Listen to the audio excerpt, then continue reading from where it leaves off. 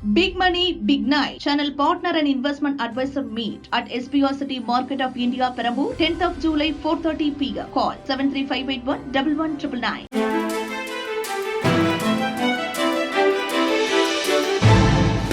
தட்டை, சீடை, முறுக்கு, ரிப்பன் போகடா, அதிரசம் என்ன வேணாலும் செய்யுங்க. ஒரே ஒரு 5 லிட்டர் இதய மந்த்ரா கடல் எண்ணெய் பேக் ஒரு மாசம் முழுசுக்கும் அத்தனை சமையல் முடிச்சு விடலாம். இதய மந்த்ரா. தினமலர் நேயர்களுக்கு வணக்கம். வணக்கம். தோலைச்சு விடும் பாத்துக்க, யூனிஃபார்ம் கழட்டி விடும் பாத்துக்க என்று கொங்கு பாஷையில் மரியாதையாக திட்டி இருக்கிறார் சீருடையில் இருக்கக்கூடிய எஸ்ஐ அவர்களை. மாவட்ட துணை செயலாளர் மிரட்ட சீருடையில் இருக்கக்கூடிய அந்த காவலர் கையை பிசைந்து கொண்டு நிற்க, அடடா அந்த காட்சிகள் இணையத்தில் பரவ. விவரங்களை பார்க்கலாம். கர்நாடகாவிலிருந்து வரும் காவிரி தண்ணீர் குபுகுபன பாயும் காவிரி படுகையில யாராவது மணல் அள்ளினா வழக்கு பதிவும் பாத்துங்க அப்படின்னு சொல்லியிருக்காங்க மதுரை உயர்நீதிமன்ற கிளை. ஒரு கட்சியில அப்பாவுக்கும் மகனுக்கும் சண்டை. அது சம்பந்தமா சில கார்ட்டூன்கள் வெளிவந்திருக்கு. எப்பா ஸ்வீட் பாக்ஸுக்கு தான் இவ்வளவு பிரச்சனையா என்று மக்கள் நினைத்து கொண்டிருக்க 5 பேர் தீ குளிக்கிறாங்களே. எப்பா தொண்டர்களே பாருங்க இந்த கார்ட்டூனை.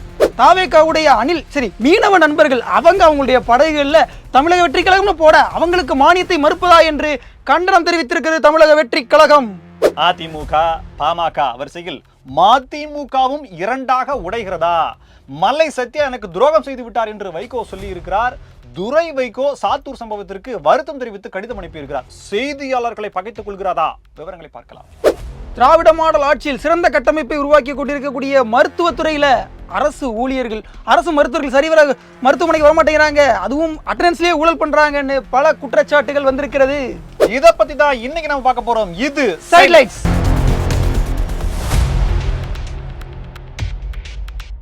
கோயம்புத்தூர் நேற்று அல்லோல கல்லோல பட்டு போச்சு. அப்படின்னு பாத்தீங்கன்னா அதிமுக பொதுச் செயலாளர் எடப்பாடி கே பழனிசாமி அவர்கள் அப்படியே அந்த நகர்வலம் போனார். பாத்தீங்கன்னா அப்படியே கோயம்புத்தூர் பூரா அப்படியே டிராபிக் ஆகி போச்சுன்னா பாத்துங்களேன்.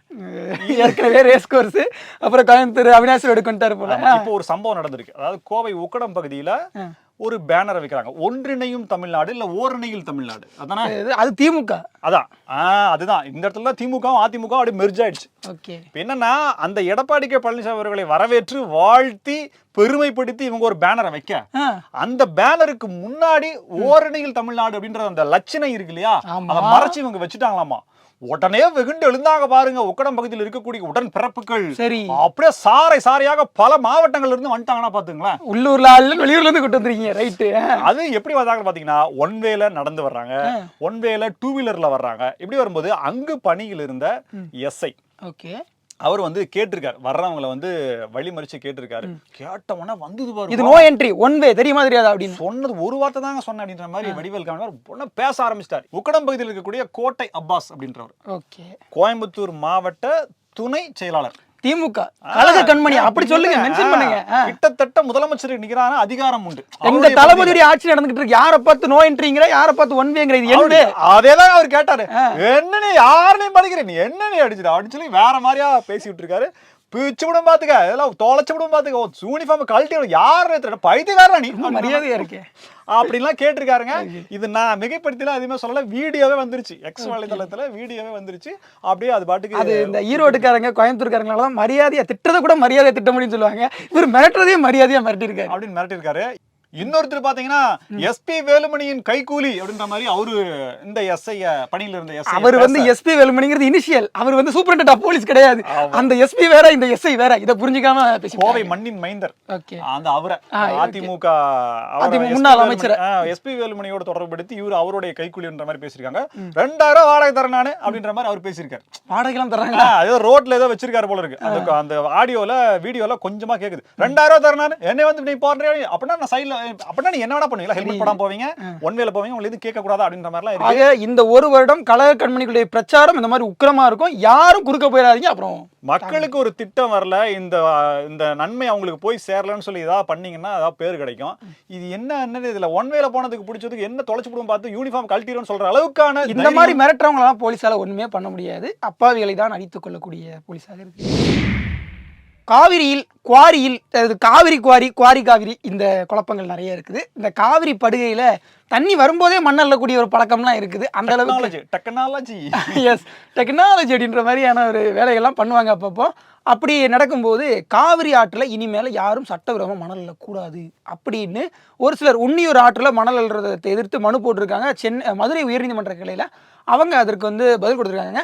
நீதிபதி எஸ்.எம். சுப்பிரமணியம் தான் சொல்லியிருக்காங்க. 10 வருஷமா பசியோடு இருந்தவங்க இப்பதான் சாப்பிட ஆரம்பிச்சிருக்கோம். இப்ப நீங்க சாப்பிடாதுன்னு சொன்னீங்கன்னா என்னங்க அர்த்தம்? அதுவும் பாதி பசி கூட தீரல. 4 வருஷம் தான் ஆயிருக்கு. இன்னும் 4 வருஷத்துக்கு நாங்க இன்னும் 5 வருஷத்துக்கு பிளான் போட்டுருக்கோம். இவ்வளவு இருக்கு அப்படின்ற பிரச்சனைக்கு மதுரை மாநகராட்சி வேற கலைச்சி எங்களுக்கு ஒரு பயத்தை கிளிய கிளை ஏற்படுத்திட்டாரு. நாங்களாம் எப்படி பாக்குறது? இல்ல எவ்வளவு பர்சன்டேஜ் தான் தர அண்ணன் கோயம்புத்தூர் சம்பவத்துல வெளியே வரலன்னு நினைக்கிறேன். ஐயா இது வந்து கரூர்காரர் சம்பந்தப்பட்ட விஷயம். அப்படிங்களா? ஆமா, அவர் தான் முதல்ல மணல் அள்ளுறதுக்காக அனுமதி கேட்டாரு. இப்ப காவிரி ஆத்துல நிறைய மணல் அள்ளுறதுக்கான முயற்சிகள் நடந்துட்டு இருக்கு. இந்த நாவலர் காளிமுத்து அவர்கள் வந்து அடிக்கடி சொல்லுவார், கருவாடு மீன் ஆகாது, கறந்த பால் மடி புகாது, கொட்டிய மண் அள்ளிய மண் வந்து கொட்டப்படாது இல்லையா? இது எப்படி? அதே மாதிரி ஆத்துல அள்ளின மண் எப்படி கொட்டிருக்காங்க? அழகா கொட்டலாம். ஆனா ஒரு முறை நீதிபதி வந்து இது மாதிரி வந்து சில விஷயங்களை கண்டனம் தெரிவிச்சு அள்ளின மண்ணை அப்படியே ஆத்துல கொட்டுறீங்க அப்படின்னு கொட்ட வச்சாங்க. அதெல்லாம் நடந்திருக்கு. ஆனா அதெல்லாம் திமுக ஆட்சியில் நடந்திருக்கா? இல்ல. அதாவது ஆத்துக்குள்ள போய் கல்லுல போய் 4 கொட்டு கொட்டிட்டு வந்திருப்பாங்க.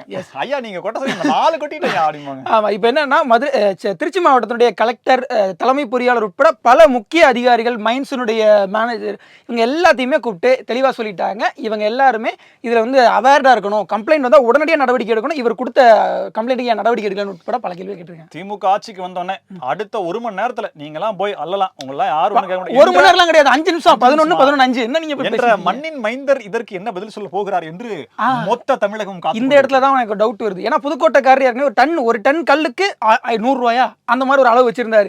அத மாதிரி இந்த ஒரு லோடு மண்ணுக்கு எவ்வளவு அளவு வச்சிருக்காங்கன்றத தெரிஞ்சுக்கிட்டோம்னா நிறைய தகவல்கள் நமக்கு கிடைக்க வரும். அதனால மணலுக்கு எவ்வளவு காசு வச்சிருக்கீங்க அப்படிங்கறத செந்தில் பாலாஜி அவர்கள் நிர்ணயிச்சார் இல்லையா? இந்த நிர்ணயிப்பு தொகையை சொல்லிருங்க. எந்த கட்சின்னு நான் சொல்ல மாட்டேன், யாருக்கும் சண்டைன்னு நான் சொல்ல மாட்டேன். ஆனா இந்த விஷயத்தை பார்க்கும்போது உங்களுக்கு தெரியும். ஏன்னா மரியாதை நிமித்தமாக அந்த கட்சியின் பேரை நான் சொல்ல மாட்டேன். சொல்லியே சொல்ல மாட்டேங்கிறாரு. சொல்லுங்க. அப்பாவுக்கும் மகனுக்கும் சண்டை. ஓகே. அப்பா ஒரு பக்கம் கூட்டம் போறாரு, மகன் ஒரு பக்கம் கூட்டம் போறாரு. இருங்க, இது திமுகவா பாமகவா? முடியற வரைக்கும் கட்சி பேரை பத்தி பேசுவாங்க. இது வந்து சான் பிரான்சிஸ்கோல இருக்கக்கூடிய ஒரு தன்னியக்க எழுச்சி கட்சி. ரைட், விஷயத்துக்கு அந்த வர்க்கத்துக்கான கட்சி, உழைப்பாளிகளுக்கான கட்சி. இதுக்கு மேல நான் சொல்ல மாட்டேங்க. அப்புறம் என்னன்னா அந்த அப்பாவுக்கும் மகனுக்கான சண்டையில பல பேர் பொங்கி எழுறாங்க. கிட்டத்தட்ட 5 பேர் வந்து ஐயா நீங்க 2 பேரும் சேர்ந்து கட்சி நடத்தல அப்படின்னா தீ குளிப்போம் ஐயா மேல கூட குளிக்கிறது இல்லைங்க, ஆனா தீ குளிப்பாங்க கண்டிப்பா அப்படின்ற 2025 அவங்க வெளிப்படையா சொல்றாங்க. எந்த அளவுக்கு சீரியஸான விஷயம் அப்படிங்கறத நான் சொல்லிடுறேன். ஆனா உள்குத்து வேலை என்ன பார்த்திருக்கு அப்படின்னா, ஒரு நாளிதழ் வந்து தினமலர்ல தான் வந்திருக்குன்னு வச்சுங்களேன். அவங்க வந்து வெளிப்படையா போட்டிருக்காங்க, 2ல 1 என்கிட்ட கொடுப்பா அப்படின்னு சொல்லி போட்டிருக்காங்க. அதான் 2 பாக்கெட் 2 பெட்டி வச்சிருக்காரு, 2 ஸ்வீட் பாக்ஸ் வச்சிருக்காரு. தம்பி அந்த ஸ்வீட் பாக்ஸ் எனக்கு கொடுத்துரு, அப்பா உங்களுக்கு சுகர்ப்பா நான் தரமாட்டேன்ப்பா அப்படின்னு சொல்லி அப்படி இன்னொரு கார்டு ஒன்று. அதுக்கப்புறம் பாத்தீங்கன்னா அது என் திறமையால தாமரை கிட்டையும் சூரியன் கிட்டையும் வாங்கினது. ஐயா ஸ்வீட் பாக்ஸ் கூட சரி, ஆனா நீங்க யார்கிட்ட வாங்கினீங்கன்றதுக்கு பாத்தீங்கன்னா ஆடடே போங்கலாம் சொல்லக்கூடாது. அதுக்கு அப்பா அது என்ன சொல்றாரு, அது சரி இலைக்காரன் திருப்பி கேட்கறான்னு திருப்பி கொடுக்கறதான நியாயம். ஆமா, இலையில போட்டவங்க கேட்கறாங்கல்ல, கொடுக்கணும்ல. இன்னைக்கு வரல அப்ப திருப்பி கேட்கதானே செய்வாங்க. அதுல ஒரு நியாயம் இருக்குதுன்னு சொல்லி இவர் சொல்றாரு. அதெல்லாம் முடியாது, ஒன் வே தான் அப்படின்ற மாதிரி அவர் சொல்றாரு. அப்படியே இன்னொரு கார்டு பாத்தீங்கன்னா நீங்க வாங்குனத நீங்க தான் திருப்பி கொடுக்கணும். என்ன ஒரு நேர்மை பாருங்க. ஓகே அது சரிப்பா, நீ வாங்கினத 2ஆ பிரிச்சுக்கலாம்ல அப்படின்னு அவர் நான் வாங்கினத கொடுத்துட்டேன், இது கூட நியாயமா தானே இருக்குது அப்படின்னு. இன்னொரு கார்டு, கடைசி கார்டு பஞ்சு, வாங்கியதை நான் கொடுக்க மாட்டேன் அப்படின்னு இருக்காரு. உன்கிட்ட எப்படி வாங்குறதுன்னு வாங்குறேன்னு மட்டும் பாரு அப்படின்னு சொல்லி இவர் சொல்லிருக்காரு. ஐயா இந்த கார்ட்டூன்ல இருக்கக்கூடிய வசனங்கள்லாம் நான் படிச்சிட்டேன். சரி, சோ இப்போ நான் என்ன சொல்ல வர்றேன் அப்படின்னா, கட்சி ஒன்றுபடணும்னு சொல்லி தொண்டர்கள் எந்த அளவுக்கு ஒரு ஆத்மார்த்தமா உண்மையா உழைக்கிறாங்க அப்படிங்கிறது, இவங்க சண்டை உண்மையிலே எதுக்கு போட்டுக்கிறாங்கன்றத பாருங்க நீங்களே. இதுல எல்லாத்தை விட உச்சமா இன்னைக்கு போய் ஐயோ நான் வேற ராமர் பாலம் என்னோட பேரை நீ யூஸ் பண்ணக்கூடாது, வேணும்னா இன்சில் வேணா யூஸ் பண்ணிக்கோ அப்படின்ற மாதிரி அவர் வெளிப்படையா சொல்லியிருக்காருங்க. ஏங்க இது என்ன, தேர்தல் ஆணையத்தை வேற நாடி இருக்கிறார்கள் கூட சில செய்திகள் வருது. இப்ப என்னன்னா ஸ்வீட் பாக்ஸ் பிரிக்கலாம் 2 பேருக்கு பிரச்சனைனா, ஐயா உங்க 2 பேருக்கு சுகர் வீட்டு சின்ன பசங்களுக்கு கொடுங்க அப்படின்னு கூட நானே சொல்லியிருப்பேன். ஆனா பாருங்க ஸ்வீட் பாக்ஸ் மேல அவங்களுக்கு அவ்வளவு ஆசை. தொண்டர்கள் எந்த அளவுக்கு ஏமாற்றப்படுகிறார்கள், மலுங்கடிக்கப்படுகிறார்கள் அப்படிங்கறதெல்லாம் இதன் மூலியமா இருக்கு. எல்லா கட்சிகளும் இப்படிதான் இருக்கான்ற ஒரு பார்வையும் வருது. திருநெல்வேலி மாவட்டம் கூட்டப்புலி அப்படிங்கிற ஒரு கிராமத்தில், ஒரு மீனவ கிராமம், அங்கே இருக்கக்கூடிய நிறைய நபர்கள் வந்து இளைஞர்கள்லாம் மீன் பிடிக்க போடக்கூடியதான் வாழ்வாதாரமாக கொண்டிருக்காங்க. அவங்களுடைய படகுகளில் தமிழக வெற்றி கழகம் அப்படின்னு அந்த கட்சியுடைய பேரை போட்டிருக்காங்க. பாவம் அவங்களுக்கு தெரியாது 2026 அப்புறம் அந்த கட்சி இருக்குமா இல்லையா. அவங்க வந்து நம்பி போட்டுட்டாங்க. அவங்க கிட்டையும் பெயிண்ட் டப்பா இருக்குல்ல, எழுதிக்குவாங்கல்ல. அந்த பெயிண்ட் வச்சு காவி சாயம் பூசுவாங்கன்னாங்க இல்லையா, அதுக்கு முன்னாடி அவங்க வந்து மஞ்சள் கலர் சாயம் பூசி தமிழக வெற்றி கழகம்னு எழுதிட்டாங்க. இப்போ என்ன, தமிழக வெற்றி கழகத்தினுடைய தலைவர் விஜய் அவர்கள் ஏன் இவங்களுக்கு நீங்கள் மானியத்தை ரத்து பண்ணீங்க? அரசு மானியம் கொடுக்க வேண்டியது உங்களுடைய கடமை. எங்கள் கட்சியுடைய பேரை எழுதியிருக்காங்கன்றதுக்காக நீங்கள் மானியத்தை கொடுக்காம விடலாமா அப்படிங்கிற கேள்வியை கேட்டிருக்காரு தமிழக அரசை நோக்கி. இப்போ தான் நமக்கு கேள்வி வருது, அணில்கள் எப்போ தான் மீன் பிடிக்க ஆரம்பித்தாங்க? இல்லை, அது என்னென்னா கூட்டுப்புள்ளியில் இருக்கக்கூடியவங்களாம் ரொம்ப அந்த மீன் நுட்பங்கள்லாம் தெரிஞ்சவங்க.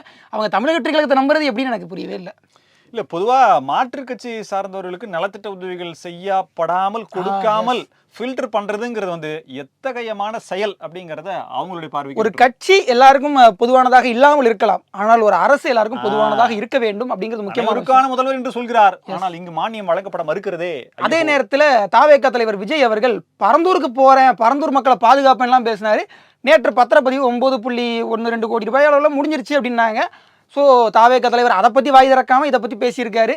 ஐயா, உங்க கட்சியினுடைய படம் போட்டதெல்லாம் முக்கியம் கிடையாது, மக்கள் அதுதான் முக்கியன்றத திரும்பவும். எல்லாத்தையும் விடைய ஆனந்த் அவர்கள் கட்சியினுடைய பொதுச்செயலாளர் வந்து அவர் என்ன சொல்லிருக்காரு அப்படின்னா, 2 கோடி பேர் 2 மாசத்துல நீங்க எல்லாரும் சேர்க்கணும்னு சொல்லி கடுமையான ஒரு உத்தரவை போட்டிருக்காரு. அடுத்த 1 மாசத்துல காணாம போயிருவாங்க. ஆமா, அதுக்காக ஸ்பெஷலா ஒரு ஆப் டெவலப் பண்ணிருக்காரு. நீ யாரு காலில் போய் உழுவியோ என்ன பண்ணுவியோ எனக்கு தெரியாது, ஆனா 2 மாசத்துல 2 கோடி பேர் இருக்கும். யாருக்கு வைக்கிறதுக்கு? ஆமா, நீ டீ கடைக்காரனை கூப்பிடு, பஸ்ஸுக்கு நிக்கிறவனை கூப்பிடு, இல்ல சினிமா தியேட்டர்ல இருக்கிறவனை கூப்பிடு, இல்ல எங்கேயாவது தெருவில் போற வீட்டுக்குள்ள எவனை வேணா எப்ப வேணா கூப்பிடு, இல்ல அக்யூஸ்டுகளோட கூப்பிடு, ஆனா 2 கோடி பேர் சேர்த்துக்கணும்னு சொல்லி சொல்லிருக்காரு. இவங்களாம் அண்ணா அது எப்படி முடியும் அப்படின்ற மாதிரி சொல்லி கடைசியில விஜய்க்கு அந்த ஆப் வைக்காம இருந்தாலும் சரி அப்படின்னு தான் நான் நினைக்கிறேன். மதிமுக தொடங்கப்பட்ட காலத்துல இருந்து கூடவே பயணித்துக் கொண்டிருக்கக்கூடிய நபர்கள்ல 93ல இருந்து மல்லை சத்யா அவரும் ஒருத்தர் கூடவே இருக்காரு. ரொம்ப அருமையான பேச்சாளர், நல்ல செயற்பாட்டாளரும் கூட, விசுவாசமான நபரும் கூட, இன்ன வரைக்கும் கட்சியிலிருந்து போகாம இருக்க நபர். ரொம்ப சில காலமாகவே வருத்தத்தில் இருக்கார். என்ன அப்படின்னா, துரை வைகோ அவர்களுடைய வருகையும் கட்சியில அவருக்கு கொடுக்கப்படக்கூடிய வைகோவுக்கு அடுத்தது துரை வைகோ தான் அப்படின்ற மாதிரியான நிலைப்பாடு அப்படிங்கிறது மல்லை சத்யாவை ரொம்ப நெருடலாக்கி இருக்கு. அதை தாண்டி வந்து அவரை மதிக்கல, குறிப்பாக துரை வைகோ வந்து அவர் ஒரு வேண்டா இருப்பா பாக்குறாருங்கிற மாதிரியான சிக்கலுமே இருக்கு. இல்ல, இப்ப துரை வைகோவுக்கு ஆப்போனன்ட் யார் அப்படின்றத அவர் பார்வையில இருந்து பார்க்கணும் இல்லையா?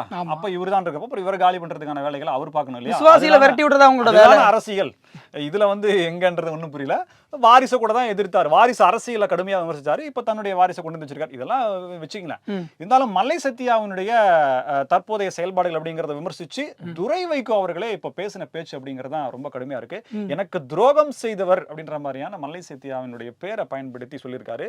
இப்போ நடைபெற்று கொண்டிருக்கக்கூடிய அந்த பொதுக்குழு அந்த கூட்டத்துல மல்லை சத்யாவினுடைய படம் எங்கேயுமே பேனர்லயோ போஸ்டர்லயோ இருக்கக்கூடாதுன்னு சொல்லி கழகத்தினுடைய தலைமை கழகத்திலிருந்து உத்தரவுகளே நிர்வாகிகளுக்கு போயிருப்பதாகவும் சொல்லப்படுகிறது. ஐயா கருணாநிதி அவர்கள் வந்து மதிமுக சல்லி சல்லியா உடைச்சு ஒவ்வொரு மாவட்ட செயலராக திரும்ப கட்சியில கொண்டு போய் சேர்க்கும் போது அந்த கட்சிக்கு போக மாட்டேன்னு சொல்லி கடைசி வரைக்கும் உறுதியா நின்ன ஒரே தூண்னா, விசுவாசத்தின் அடையாளம்னா அது மல்லை சத்யா. அடிக்கடி நான் வெளிநாடு போறேன், வெளிநாடு போகும்போது கூட எந்த இடத்துலையுமே என்னுடைய கட்சியினுடைய பதவியை நான் சொல்லி என்னை அறிமுகப்படுத்திட்டு கிடையாது. தமிழ் சங்கத்தில் இருக்கக்கூடிய நான் பொறுப்பு, அந்த பொறுப்பை மட்டும்தான் நான் சொல்லி நான் போறேன் நான் சொல்லி ரொம்ப ஒரு பெருந்தன்மையான பேச்சு அவர் சொல்றாரு. சமீபத்தில் 2 பேரும் ஒரு மேடையில கைகுலிக்கிற மாதிரி இருந்தபோது ரொம்பவே தர்ம சங்கடமா ஒரு முகம்லாம் அப்படியே ஒரு மாதிரி வெளிரி போய் அவர் இருந்தாரு. ஸோ இதுதான் நடக்குது அப்படின்ற மாதிரி இருக்கு. இது ஒரு பக்கம் செய்தியாக இருந்தாலும், நேத்திக்கு இல்ல இன்னைக்கு நடந்த கூட்டத்துல செய்தியாளர்கிட்ட வைகோ அவர்கள் கடிந்து கொண்ட விஷயம் அப்படிங்கிறது ரொம்பவே கடுமையா இருக்கு. என்ன சாத்தூரில் நடந்த விஷயம் அதுதான் சொல்றீங்க. அதாவது ஒரு கரண்ட் கட்டா இருக்குங்க, கரண்ட் கட்டான நேரத்தில் தொண்டர்கள் வந்து கரண்ட் வரட்டும், வரதுக்கு அப்புறம் உள்ள வந்துக்கலான்ட்டு வெளியே போயிருக்காங்க. மண்டபத்தை விட்டு வெளியே போன நேரம் கரண்ட் வந்துருச்சு. வந்ததுக்கு பிறகு ஐயா வைகோ அவர்கள் பேச தொடங்கிட்டாரு. நல்ல பிரகாசமா இருக்கு, பகல்ல நடந்த கூட்டம் மாதிரி அவ்வளவு பிரகாசம். அது என்னமோ தெரியல, கரண்ட் கட்டுனால என்னமோ தெரியல. ஆனா சேர் எல்லாம் காட்டுறாங்க, காலியா தான் இருக்கு, காலியா இருக்கு, வெளியே தொண்டர்கள் இருக்காங்க அப்படின்னு இவர் சொல்றாரு. அதாவது இவரு இந்த சிற்று இலக்கியங்கள்ல இருந்தெல்லாம் கிட்டத்தட்ட ஒரு 1.5 மணி நேரம் 2 மணி நேரம் பேசுறாரு போல இருக்கு. அவர் பேச ஆரம்பிச்சு கொஞ்ச நேரத்துல கரண்ட் போயிருது. அதுக்கப்புறம் நீண்ட நேரம் இந்த கிரேக்க இலக்கியம் அப்படியே போயிட்டாரு. அதனால தொண்டர்கள்லாம் என்னப்பா இது கமலஹாசன் ஈக்குவலா இருக்காருன்னு சொல்லிட்டு அவங்க கொஞ்சம் அப்படியே வெளியில ஆசுவாசப்படுத்திக்கிறதுக்காக வெளியில போன அந்த நேரம் பார்த்து செய்தார்கள் காலி சேர போட்டோ பண்ண. இதை அவர் பார்த்துட்டு வெளிப்படையாவே சொல்றாரு, ஆயிரக்கணக்கான தொண்டர்கள் வெளியில இருக்கும்போது நீங்க ஏன் காலி சேர்லாம் கவர் பண்றீங்க அப்படின்னு சொல்றாரு. சரி, உடனே இந்த சம்பவத்தை அங்க நடந்தது, செய்தியாளர்கள் தாக்கப்பட்டார்கள். இந்த வைகோவே அப்படி சொன்ன உடனே செய்தியாளர்களை போய் தாக்கிறதுக்கு கட்சிக்காரங்க போய் தாக்கிறாங்க. சிலர் வந்து கவர்மெண்ட் ஹாஸ்பிட்டல்ல போய் ட்ரீட்மெண்ட் எடுத்திருக்காங்க. இந்த விஷயத்துக்கு, இந்த சம்பவத்துக்கு வருத்தம் தெரிவித்து துரை வைகோ அவர்கள் கடிதத்தை அனுப்பிச்சிருக்காரு. எஸ், இப்போ அவர் சொல்லியிருக்காரு, சொன்ன பின்பு எல்லாம் சரியாயிருமான்றது தெரியல. ஆனால் நாம் ஒரு விஷயத்தை நல்லா தெரிஞ்சுக்கணும். 93ல் ஐயா வைகோ அவர்கள் ஒரு வாரிசு தான் கட்சியில இருந்து வந்தார். வாரிசுகள் கட்சிக்குள்ள வந்துட்டா திறமையானவர்கள் வெளியே தான் போகணுன்றது ஐயா வைகோவுக்கும் சரி மல்லை சத்யாவுக்கும் சரி ஒரே மாதிரி தான் இருக்கு. காலங்கள் மாறினாலும் காட்சி மாறுவதில்லை. கோடிட்டு காட்ட வேண்டியது என்னன்னா, துரை வைகோ திறமையானவரா அப்படின்ற கேள்வி இருக்கு. தமிழகம் முழுக்க இருக்கக்கூடிய 36 அரசு மருத்துவக் கல்லூரிகளில் மருத்துவர்களுடைய வருகை பதிவேட்டில் வந்து ஏதோ மோசடி நடந்திருக்கு அப்படிங்கிற ஒரு முக்கியமான விஷயத்தை வழக்கறிஞர் அருண் சாமிநாதன்கிறவர் முன்வைக்கிறாரு. இப்போ அதில் தான் பிரச்சனை உருவாகி இருக்குது. மருத்துவ கவுன்சில் அவங்களும் ஒரு கேள்வியை கேட்குறாங்க. அந்த மருத்துவக் கல்லூரியுடைய இயக்குநர்களுமே இந்த விஷயங்களுக்கு பதில் சொல்ல கடமைப்பட்டிருக்கிறார்கள்ன்ற பிரச்சனைலாம் வந்திருக்கு.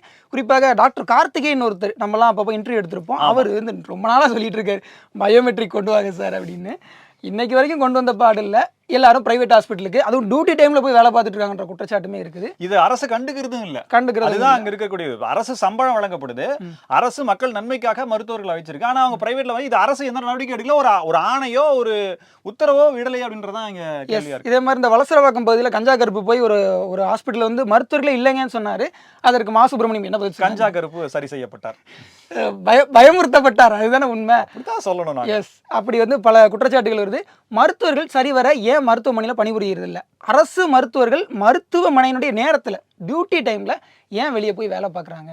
இந்த கேள்விக்கெல்லாம் மருத்துவ கவுன்சில் உட்பட பல மருத்துவம் சார்ந்த அந்த பொறுப்பாளர்களுமே கேள்வி எழுப்பியிருக்கிறாங்க. மதுரை உயர்நீதிமன்ற கிளையுமே அது குறித்து நிறைய தீர்ப்புகள்லாம் வழங்கியிருக்குது. ஆனாலும் இன்னைக்கு வரைக்கும் மெத்தனமாக இருப்பதற்கான தைரியத்தை கொடுப்பது யார்? மருத்துவ கவுன்சிலே உத்தரவு போட்டிருக்கு. எஸ், மருத்துவ கவுன்சில் உத்தரவு போட்டிருக்காங்க. ஸோ இதெல்லாம் நடைமுறைப்படுத்த வேண்டியது யார் கையில் இருக்குது? அமைச்சர் ஐயா மா சுப்பிரமணியம் அவர்கள், மாசுமருவற்ற மா சுப்பிரமணியம் அவர்கள் கையில் தான் இருக்குது. ஸோ அதெல்லாம் சரி பண்ணணும். திருவாரூர் போயிருக்கார், சொந்த ஊருன்றனால ரொம்பவே உற்சாகமா இருந்தாரு. முதலமைச்சர் அங்க போனதுனால பல்வேறு நலத்திட்டங்களை அறிவிச்சார். திருவாரூர் அரசு மருத்துவமனையில் இருக்கக்கூடிய அவலம் அப்படிங்கிறதும் இன்னொன்னு ரிவீல் ஆயிருக்கு. அந்த அரசு மருத்துவமனையில மூளை மற்றும் நரம்பியல், இதயம், அப்புறம் பாத்தீங்கன்னா சிறுநீரகவியல் நினைக்கிறேன். இந்த மூளை மற்றும் நரம்பியல், இதயத்துல வந்து அறுவை சிகிச்சை மருத்துவர், அதாவது ரெண்டுல மூளை மற்றும் நரம்பியல்லையும் இதயத்திலையும் ஏதாவது ஒரு டாக்டர் தான் இருக்காங்க. அதாவது அறுவை சிகிச்சை செய்யற டாக்டர் இருந்தா ட்ரீட்மெண்ட் கொடுக்குற டாக்டர் இல்ல, ட்ரீட்மெண்ட் கொடுக்குற டாக்டர் இருந்தா அறுவை சிகிச்சை சர்ஜன் இருந்தா டாக்டர் இல்ல. இந்த மாதிரி தான் நிலைமை. இப்படி இருந்தா ஒரு முழுமையான வைத்தியத்தை எப்படி கொடுக்க முடியும்? இதே போல சிறுநீரகவியல் துறையிலையுமே இந்த அவலம் நிலவுது. பல முறை எடுத்து சொல்லியாச்சு. டாக்டர்கள் பற்றாக்குறையினால பக்கத்து ஊர்கள் இருந்து வரக்கூடியவங்க வந்து இப்போ இதயம் பாதிப்பு அப்படிங்கிறது வந்து உடனடியா ஒரு அவசர சிகிச்சை கொடுத்தாகணும். அப்படிப்பட்ட நேரத்துல அறுவை சிகிச்சைக்கான மருத்துவர் இல்லை அப்படின்னா பல பேர் இறக்குறாங்க. மேலும் தஞ்சாவூர் மருத்துவமனைக்கு நாங்க ஃபர்ஸ்ட் எய்ட் மட்டும் பண்ணிட்டு நாங்க அங்க அனுப்ப வேண்டியதா இருக்கு அப்படின்னு ஒரு வெளிப்படையான குற்றச்சாட்டு முன்வைக்கிறாங்க. இந்த நேரத்தில் இதை ஏன் பதிவு பண்றோம் அப்படின்னா, திருவாரூர் போய் எங்களுடைய அப்பாவின் ஊரு அப்படின்னு சொல்லி ரோட் ஷோ போனது அதெல்லாம் மறந்துட்டீங்களே, தமிழ் வாழ்கன்னு சொல்லி எழுதி வச்சு பண்ணிருக்காங்க. இவ்வளவு படாடோபமா பண்றவரு அரசு மருத்துவமனையில அடிப்படை தேவைகள், அடிப்படை கட்டமைப்புகள், மருத்துவர்கள் மற்றும் அறுவை சிகிச்சை மருத்துவர்கள் இல்லை அப்படிங்கிறத கணக்குல எடுத்துக்கலையே அப்படிங்கறத வருத்தமா இருக்கு. இதே போல பல புதிய தகவல்களோடு மீண்டும் உங்களை சந்திக்கிறோம். இது சைட்லைட்ஸ். நன்றி.